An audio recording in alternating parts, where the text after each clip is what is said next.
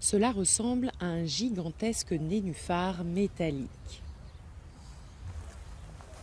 Cette installation de panneaux photovoltaïques est une première mondiale.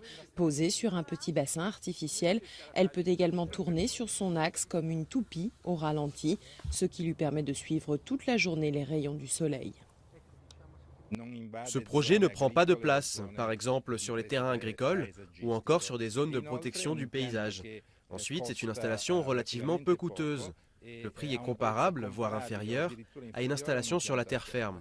Autre avantage, le rendement est meilleur que celui d'une installation classique, car non seulement les panneaux suivent le soleil, mais ils évitent également la surchauffe grâce à l'eau qui rafraîchit les circuits.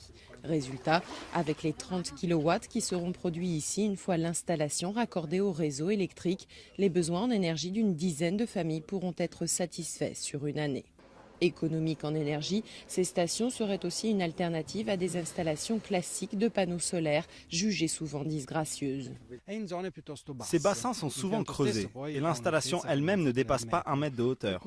Du coup, généralement, comme c'est le cas ici sur notre bassin de démonstration, vous ne le voyez que lorsque vous êtes vraiment au bord et pas de loin. Coût total de l'investissement pour ces chercheurs, 600 000 €. Une somme importante, mais le projet intéresse déjà l'étranger. Les Sud-Coréens ont signé un accord de 3 ans pour construire ce type d'installation dans leur pays. Des discussions sont également en cours avec la France ou encore l'Allemagne.